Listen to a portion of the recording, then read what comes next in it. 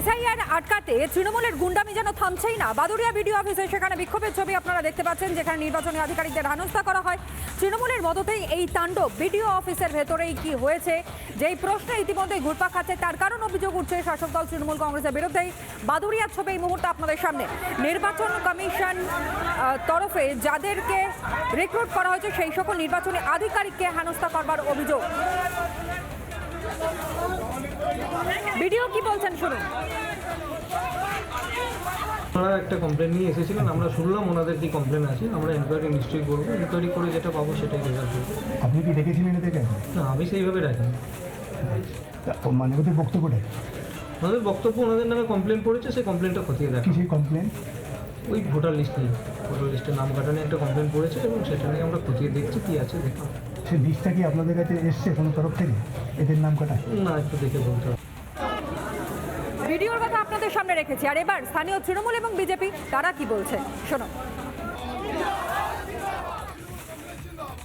চণ্ডীপুর গ্রাম panchayat উত্তরবেলা booth নম্বর 45, ওখানে 33 জন ভোটারদের নামে ফর্ম 7 জমা করেছে বিজেপির মণ্ডল সভাপতি দীপক মণ্ডল।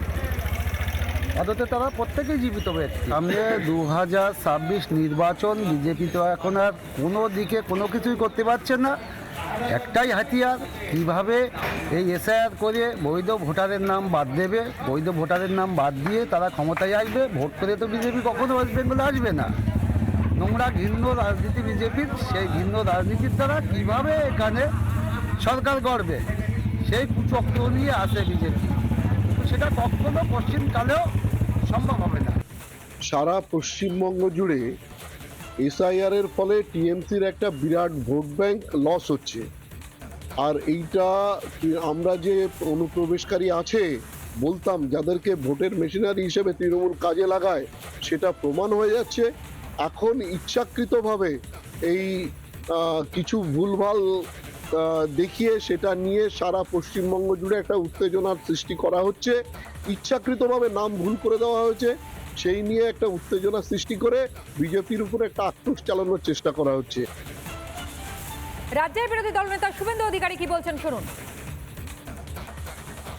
গুন্ডাদের দুর্বৃত্তদের হাতে, এবং এর নেতৃত্ব দিচ্ছেন মুখ্যমন্ত্রী গুন্ডাদের, আর প্রশাসনকে মিসগাইড করছেন, মুখ্যমন্ত্রীর হয়ে আশ্বস্ত করছেন অবৈধভাবে নিয়োগ হওয়া চিফ সেক্রেটারি নন্দিনী চক্রবর্তী।